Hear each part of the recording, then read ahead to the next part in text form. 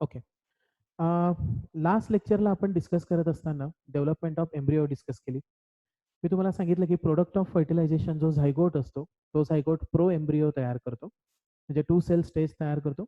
आणि 2 sale stage नंतर ऑक्टन stage नंतर कन्सिडर करत असाल तर हार्ट शेप, बरोबर आहे, आणि हॉर्स शू शेप, ज्याला प्ल्युमोल, रेडिकल आणि कॉटिलिडॉन असतात. आणि embryo development will takes place in angiosperm. आता फर्टिलायझेशन प्रोसेस झाल्यानंतर आज आपल्याला जो टॉपिक डिस्कस करायचा आहे, that topic is considered to be seed and fruit development. Seed and fruit development. We have to discuss की अँजिओस्पर्म जेव्हा तुम्ही कन्सिडर करता तेव्हा अँजिओस्पर्म मध्ये सीड आणि फ्रूट डेव्हलपमेंट कशी होते. मी तुम्हाला अँजिओस्पर्म कन्सिडर करत असेल तर मला एक गोष्ट सांगा. अँजिओस्पर्म कडे जेव्हा तुम्ही सीड कडे येता तेव्हा after fertilization the ovule whatever is present, जो ओव्ह्यूल प्रेझेंट असतो तो ओव्ह्यूल सीड मध्ये कन्वर्ट होतो, बरोबर आहे. आणि जो पर्टिक्युलर फ्रूट प्रेझेंट असतो तो फ्रूट अँजिओस्पर्मिक प्लांट्स मध्ये कशामध्ये कन्वर्ट होतो, ओव्हरीमध्ये. त्यामुळे सीड डेव्हलपमेंट आणि फ्रूट डेव्हलपमेंट कन्सिडर करत असाल तर ovule convert into seed and ovary whatever is present that will convert into fruit. तुम्ही रिप्रोडक्शन या पर्टिक्युलर प्रोसेसकडे जर आला कोणत्याही ऑर्गॅनिझम मध्ये, मला एक गोष्ट सांगा, कोणत्याही ऑर्गॅनिझम मध्ये रिप्रोडक्शन होत असेल तर रिप्रोडक्शन जेव्हा तुम्ही कन्सिडर करता त्याचा प्रायमरी मोटो म्हणजे प्रायमरी गोल जो असतो तो गोल असतो प्रोडक्शन ऑफ काय, ऑक्सप्रिंग. कोणत्याही रिप्रोडक्शन मध्ये, म्हणजे रिप्रोडक्शन कन्सिडर करत असाल तर रिप्रोडक्शनद्वारे ऑर्गॅनिझम जो आहे तो ऑक्सप्रिंग तयार करतो. मग त्याच वेळेस समजा प्लांट्स मध्ये रिप्रोडक्शन होत असेल तर प्लांट्स आपले ऑक्सप्रिंग्स तयार करण्यासाठी कोणती प्रोसेस कन्सिडर करतो, सीड्स किंवा सीड्स डेव्हलप करतो. आणि ते सीड्स जर्मिनेट होऊन नवीन नवीन प्लांट्स डेव्हलप करतात. मग तुम्हाला एक गोष्ट लक्षात ठेवायची आहे की जर प्लांट रिप्रोडक्शन करत असेल तर प्लांट्समध्ये पॉलिनेशन झालं पाहिजे, बरोबर आहे ना, पोलन ग्रेन स्टिग्मावरती डिपॉझिट झाले पाहिजे. आणि दुसरी गोष्ट कन्सिडर करत असाल तर फर्टिलायझेशन सुद्धा झालं पाहिजे, म्हणजे plants must carry out pollination and fertilization for development of काय, सीड्स. आता जेव्हा आपण ओके मग हा पॉईंट कन्सिडर करत असाल तर after fertilization the ovule develops into seed and ovary develops into fruits. Every organism whatever is present that will use the reproduction for production of offspring, and production of offspring in the plant is carried out by seeds. आता तुम्हाला माहिती आहे जेव्हा तुम्ही seeds कडे येता तेव्हा सीडचे दोन टाइप्स येतात. पहिला टाइप जो येतो तो येतो मोनोकॉट सीड आणि दुसरा जो येतो तो येतो डायकॉट सीड. मग आता लेटर सपोज कन्सिडर करा की एखादा पर्टिक्युलर ओव्ह्यूल आहे आणि या ओव्ह्यूल मध्ये प्रोसेस ऑफ फर्टिलायझेशन झाली. ओव्ह्यूल मध्ये जर प्रोसेस ऑफ फर्टिलायझेशन होत असेल तर ओव्ह्यूल मध्ये ज्या इंटिगमेंट्स प्रेझेंट असतात, कवरिंग ऑफ द ओव्ह्यूलला आपण काय म्हणतो, इंटिगमेंट्स. फर्टिलायझेशन झाल्यानंतर whatever the integuments are present that integuments will convert into seed coat.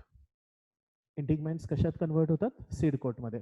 आणि सीड कोटला कन्सिडर करत असाल तर सीड कोट मध्ये लक्षात ठेवा की सीड कोट दोन टाइप्स मध्ये डिवाइड होतो. आउटर सीड कोट जी असते ती टफ आणि थिक असते. Outer seed coat what ever is present that is called टेस्टा. Outer seed coat is called टेस्टा. आणि इनर सीड कोटला कन्सिडर करत असाल तर inner seed coat comparatively thin असते and that inner seed coat is nothing but called टेगमन.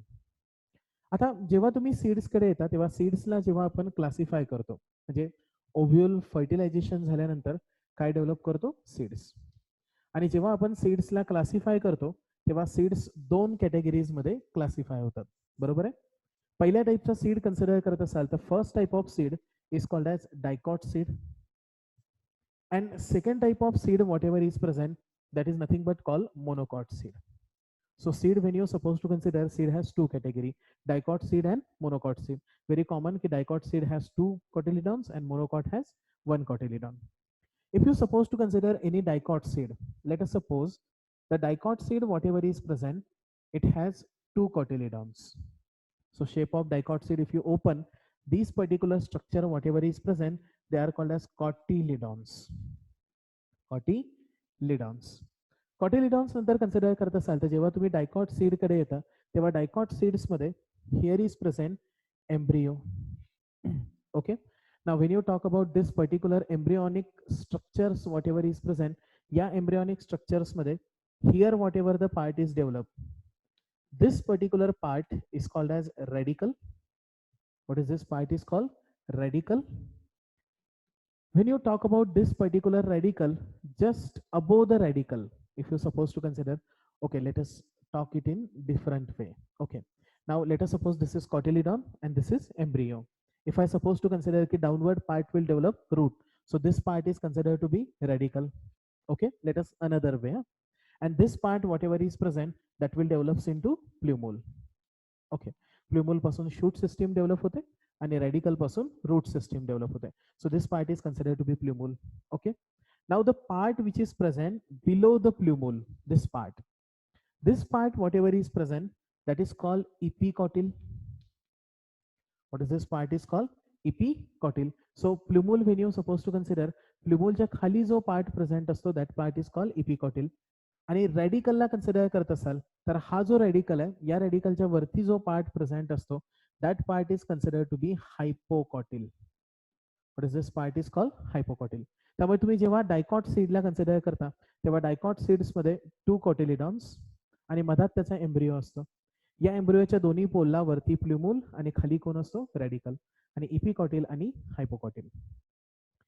Monocot seeds when you supposed to consider, the structure of monocot seed is somewhat different.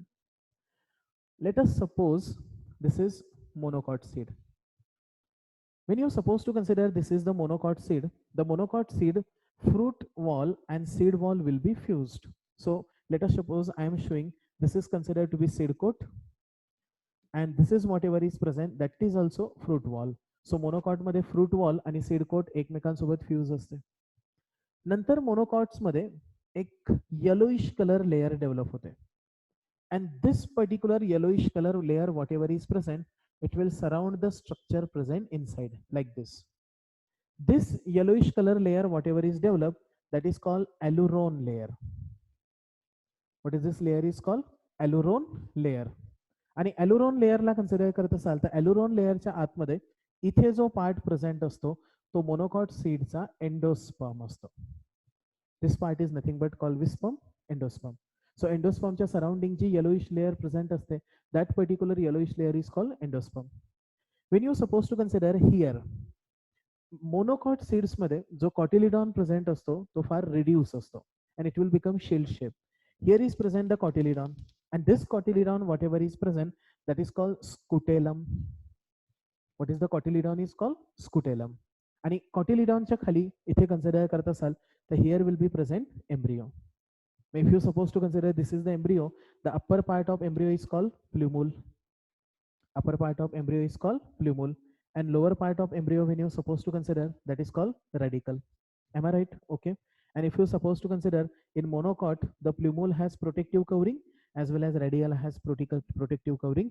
The plumule की protective covering whatever is present, that is called coleoptile. प्लुमूलच्या surrounding जी protective covering असते त्याला कोलिओप्टाइल म्हणतात.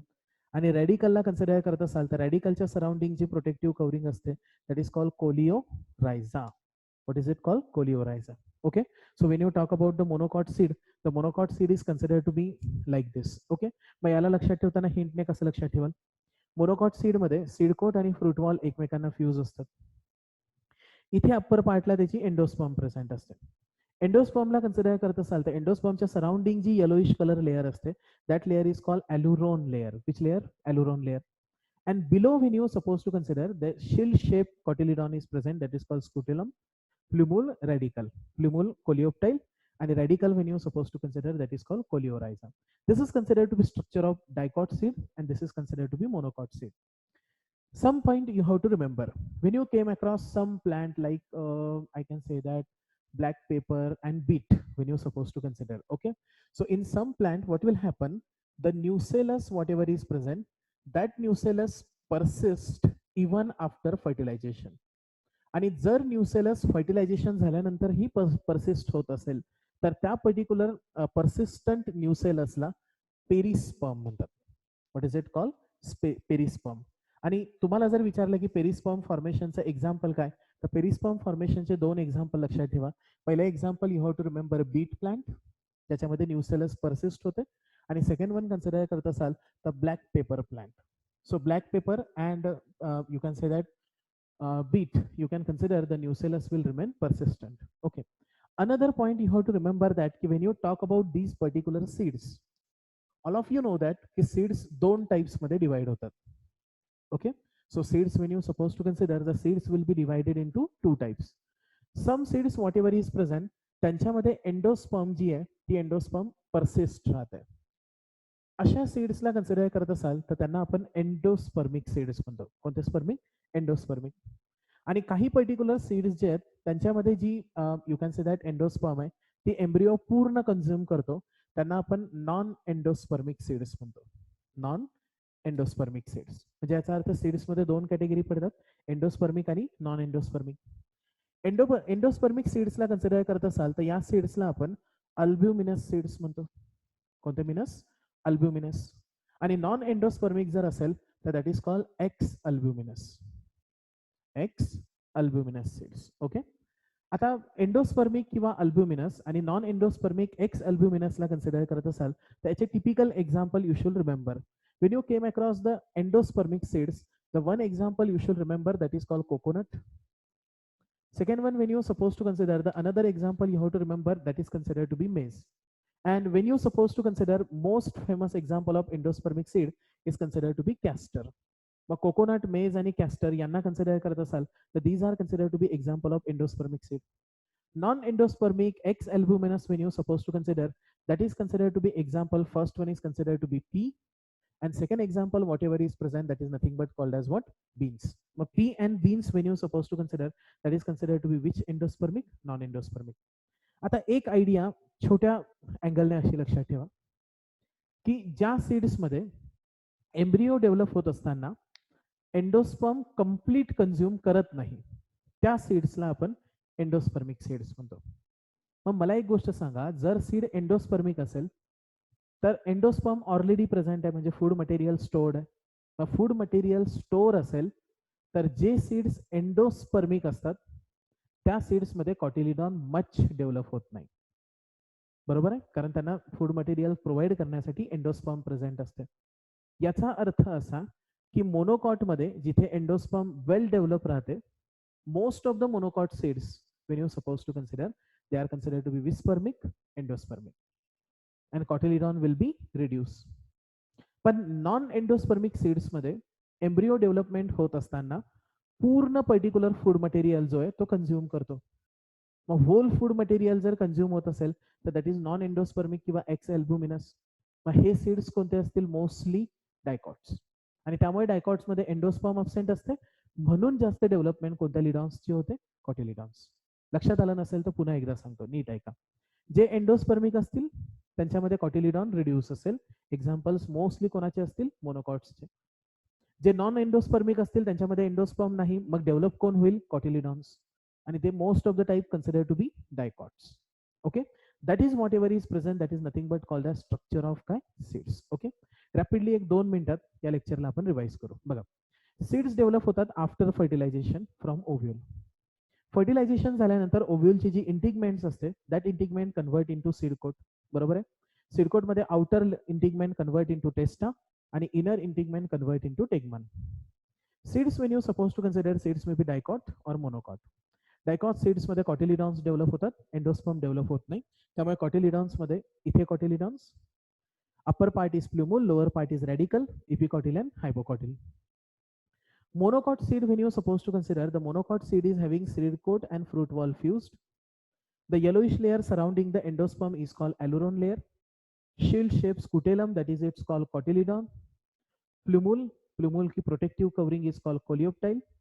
Radical की protective covering is called coleorhiza. Many times the nucellus will persist, and when the nucellus will persist in some seed, that is nothing but called perisperm. And perisperm will be seen in case of beet and black pepper. The seeds may be endospermic, that is called albuminous, example coconut, maize and castor. And if the seed is non-endospermic, that is X-albuminous, the example are considered to be pea and beans. So आज लेक्चरमध्ये discuss करत असताना आपण structure of seed discuss केला, that is dicot seed आणि monocot seed. आज जी PDF किंवा ज्या नोट्स तुम्हाला पाठवल्या आहेत त्या नोट्समधून दोन्ही स्ट्रक्चर्सच्या डायग्राम्स व्यवस्थित अनालाइज करा, डायकॉट सीड आणि दुसरा कोणता? Monocot seed. उद्या आल्यानंतर या चॅप्टरचे काही छोटे छोटे शेवटचे पॉईंट्स राहिलेत, ते पॉईंट्स आपण उद्याच्या लेक्चरमध्ये डिस्कस करू. थँक्यू.